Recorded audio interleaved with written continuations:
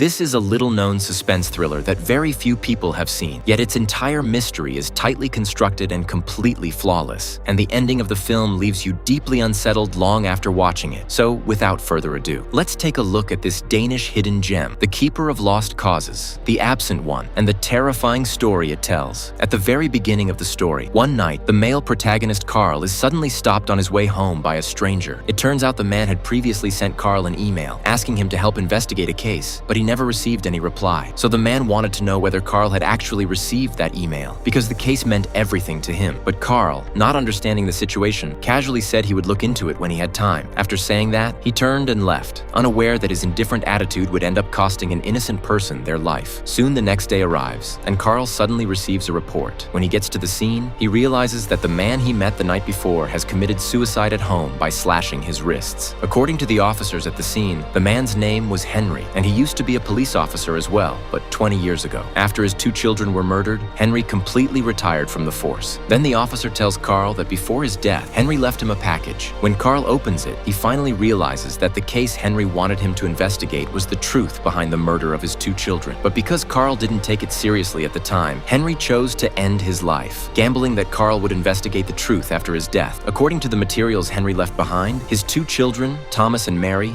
were both stabbed to death, and his daughter Mary was brutally assaulted before being killed. In addition, Carl and his assistant learned from Henry's notes that, shortly after the crime back then, a boy named Bjarne voluntarily confessed to the murders. However, Henry believed that Bjarne was just a scapegoat and that the real killer was someone else. So even though the police had already closed the case, Henry insisted on continuing his own investigation to avenge his children. Unexpectedly, this persistence eventually forced him into retirement. After understanding the general situation, Carl realizes that the truth behind this 20-year-old case may be far more complicated than it appears. Otherwise, Henry wouldn't have resorted to suicide to push Carl into reopening the investigation. Sure enough, Carl quickly discovers a major inconsistency in the case files. Bjarne had clearly committed a double murder, yet he was sentenced to only 5 years and was released early after serving just 3. Moreover, Carl finds that Bjarne's defense lawyer was a high-profile attorney who specialized in representing wealthy elites. Logically, someone like Bjarne should never have been able to afford such a lawyer. It's obvious that the deaths of Thomas and Mary are hiding a deeper secret. So Carl decides to reopen the case and immediately tracks down Bjarne with his assistant, questioning how he could afford such an expensive lawyer. Facing Carl's doubts, Bjarne explains that his parents took out a massive mortgage to help him win the case. At that moment, Carl's assistant notices that Bjarne owns an expensive Maserati. Given that he works as a mechanic, there's no way he should be able to afford such a luxury car. But Bjarne claims that he learned some financial skills in prison and made money in the stock market after getting out. At first, Carl doesn't believe him. However, after further investigation, Carl confirms that Bjarne is telling the truth, and with that, their only lead disappears. So where should they investigate next? After all, this is a case from 20 years ago, and overturning the original conclusion is far from easy. Just as they hit a dead end, something unexpected happens. Back at the station, their colleague Rose discovers a new clue. While organizing Henry's notes and materials, Rose finds that, about an hour after Thomas and Mary were killed, the police received a call from a young girl. More importantly, the call was made from a vacation house 7 kilometers away from the crime scene. According to Henry's investigation before his death, the girl who made the call seemed to be named Kimmy, and she attended the same school as Thomas and Mary. If Carl can find this girl, the case might finally take a new turn. But 20 years have passed, and no one knows whether Kimmy is even still alive. Even so, Carl refuses to give up, even if there's only the slightest chance. He immediately asks his assistant to investigate any leads related to Kimmy. Meanwhile, Carl retrieves the recording of the emergency call Kimmy made back then, hoping to find useful clues. From the recording, Kimmy said at the time that they're both dead. This inevitably makes people wonder whether they referred to Thomas and Mary, who were murdered that night. Although there's no concrete evidence yet, Carl's instincts tell him that Kimmy must know the truth behind their deaths, but they have no idea where she is, because the assistant's investigation reveals that shortly after the incident back then, Kimmy completely disappeared without a trace. Fortunately, they discover that Kimmy has a stepmother, so Carl and his assistant quickly track down the stepmother's address. According to her, Kimmy was a very rebellious girl, and after her father passed away, she sent her to a boarding school. Carl then asks when she last saw Kimmy. The stepmother says it was the night of the incident, mentioning that there was a party that evening, and Kimmy left in a hurry after making a phone call. Next, the assistant shows her Bjarne's photo, asking if she recognizes him or has heard Kimmy mention him, but the stepmother says she has never seen Bjarne and has never heard Kimmy talk about him, since Kimmy never shared anything about school. Just when Carl thinks they're about to come up empty-handed again, the stepmother suddenly mentions something else, that Kimmy had once been assaulted by a physics teacher at school. school. Carl and his assistant immediately head to the school and find the teacher. However, the teacher insists he never assaulted Kimmy. According to him, that night, Kimmy came to his house to take shelter from the rain, but as soon as she entered, she actively tried to initiate a sexual relationship. In the end, he failed to resist, but he never expected that afterward, Kimmy would accuse him of rape, which led to him being expelled from the school. What confuses Carl is that if the teacher is telling the truth, then what was Kimmy's motive? Did she really go that far just to get the teacher fired? The teacher himself doesn't know either. And then he brings up another rape case that happened in the woods near the school. Because of Kimmy's incident, he was later implicated in that case as well. As the investigation deepens, more and more hidden cases begin to surface, leaving even Carl feeling overwhelmed. At that moment, Carl suddenly recalls that the rape case mentioned by the teacher was also noted in Henry's records. He immediately realizes that these seemingly unrelated cases might actually be connected. Sure enough, Carl soon discovers that both the Forest rape case and the murders of Thomas and Mary all occurred on Sundays, and the boarding school they attended only allowed students to leave campus on Sundays. At last, Carl understands why Henry had marked every Sunday on his calendar, because those were the killer's chosen days. After further investigation, Carl confirms this theory. Meanwhile, Rose learns from Kimmy's former classmates that, back in boarding school, Kimmy had dated a guy named Ditlev, who is now a wealthy and influential figure. In addition, the classmates also mention someone named Wal, but notably no one brings up Bjarne, the person who confessed to the murders. As the investigation progresses, more and more leads and people become involved, making things increasingly complicated for Carl and his team. At this point, their only hope is to find Kimmy and understand what happened to her, which may finally reveal the truth behind the murders. So Carl and his assistant track down Ditlev, but unfortunately, they gain no useful information from him. However, not long after leaving his house, Carl receives a call from Rose. She tells him that someone recently spotted Kimmy at a train station, meaning that after disappearing for 20 years, she is still alive. After such a long investigation, the case finally sees a major breakthrough. But before they can celebrate, the assistant discovers something troubling while searching for Kimmy. They realize that another group is also looking for her. This strikes Carl as highly suspicious. They had only just learned that Kimmy was alive, yet someone else immediately started searching for her too. It seems far too coincidental. Carl begins to suspect that someone may have been monitoring their investigation all along. If that's true, then who could it be? Could there be an informant for the killer within the police department? Soon after, Carl and his assistant track down the address of one of Kimmy's close friends. But when they enter the house, they find the woman dead inside, apparently from a drug overdose. At that moment, Carl hears movement outside and quickly rushes out to check. He spots a woman wearing a hat fleeing in panic. Carl chases after her and cautiously calls out Kimmy's name. Seeing her silent reaction, he immediately realizes that she is the person he has been searching for. Kimmy appears extremely wary of strangers.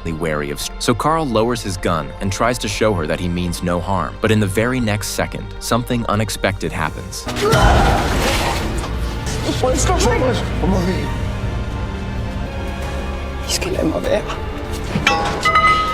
It's clear that Kimmy knows the truth about everything, yet strangely, she has never told the police. Instead, she has spent 20 years hiding and surviving in fear. Soon after, Carl and his team discover something horrifying in Kimmy's room, a terrifying mummified corpse inside her abandoned backpack. This makes Carl wonder what kind of horrific experiences she must have gone through. But before he can think further, he collapses from his injuries. When he wakes up again, he's lying in a hospital bed. During his unconsciousness, his assistant uncovers new clues. All of them point toward cases involving the abuse and assault of young girls. The assistant continues, saying he tried to request more manpower to search for Kimmy, but the request was denied. It's clear that someone is deliberately obstructing their investigation, and Carl suspects that person might be the police chief, because they discovered that the chief had attended the same boarding school as Kimmy and her ex-boyfriend Ditlev, and the students at that school had a strong sense of hierarchy and tended to protect one another. Faced with Carl's suspicions, the superior remains silent. From that reaction alone, Carl already has his answer. However, when Carl presses again, the superior finally relents and agrees to provide 5 patrol cars for support. With that tacit approval, their investigation becomes much easier. But before they can find Kimmy, another murder occurs. Upon receiving the news, Carl rushes to the scene. According to officers, the victim was pushed from a building to their death. Before the incident, someone had heard a woman's voice upstairs. Carl then discovers photos on the victim's computer showing Ditlev's wife having an affair. It's clear the victim was working for Ditlev, so Carl Carl suspects that Kimmy killed him. Perhaps she came here to track down Ditlev's current location, preparing to take revenge. The mummified corpse they found earlier was most likely Ditlev's child from years ago. During the investigation, the police failed to find the victim's phone, which immediately raises Carl's suspicion. Sure enough, tracking data shows the phone moving toward Ditlev's residence. The scene shifts, revealing that Carl's guess is correct. Kimmy is now hiding near Ditlev's home, preparing to avenge her dead child. But when she sees Ditlev again, her lingering feelings prevent her from pulling the trigger. She simply loved him too much. After all, he was her first love. Just as she's about to leave, Carl arrives and arrests her on the spot. However, just when Carl believes the truth is about to be revealed, another twist occurs. Right after Kimmy is arrested, they receive a letter sent by Ditlev's lawyer, written by Kimmy to Ditlev 20 years ago. More importantly, the contents reveal that Kimmy may have been suffering from severe delusional disorder. This means that even if she testifies, no judge would believe her. Ditlev's move proves that he is the mastermind behind everything.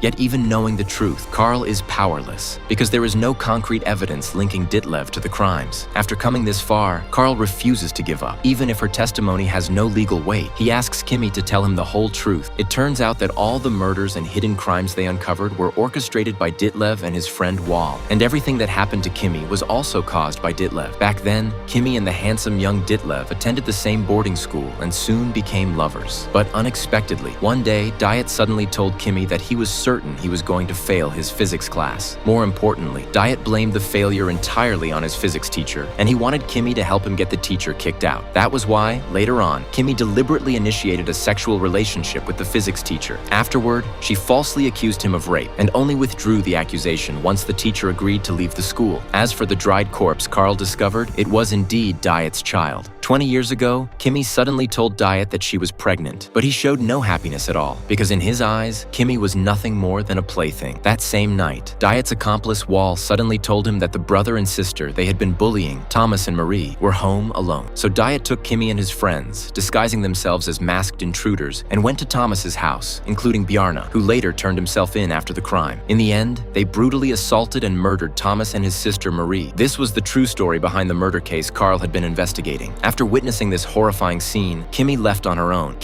She went to a phone booth several kilometers away and called the police. But just as she was about to tell them the truth, Diet suddenly appeared. Terrified, Kimmy hung up the phone and fled. But it didn't end there. Later that same night, while Kimmy was sleeping at home, several masked men suddenly broke in and viciously beat her, targeting her stomach. And Kimmy knew full well that the attackers were Diet and his friends. In the end, she seized an opportunity to smash a window and escape, barely surviving. However, when she arrived at the hospital covered in blood, the doctor told her that the baby in her womb had already died, but Kimmy refused to let the doctor remove the fetus. Instead, she fled the hospital and later took the baby out herself. She carried it with her and lived on the run for 20 years. This was the complete truth behind everything. But now Kimmy's testimony was no longer valid. If Carl wanted to catch Diet, he had to find new, concrete evidence. At that moment, Kimmy suddenly told Carl that Diet had an accomplice named Wall, who had a habit of collecting items from victims. As long as Carl could find those items, it would be enough to convict them. So that night, while Wall was away, Carl and his partner secretly broke into his house. They quickly discovered a large number of victims' belongings in Wall's bedroom, including the pendant Thomas had been wearing when he was killed. But just as they were about to celebrate, they suddenly heard a noise downstairs. It was obvious that Wall had come back. Carl and his partner hurriedly grabbed the evidence and tried to escape through the back door. But in the end, they were still too late. Before they knew it, they were shot from behind with tranquilizer darts and collapsed instantly. When they woke up again, they were already locked in a basement. Meanwhile, Diet and Wall were outside, plotting how to kill them without leaving any trace. In the end,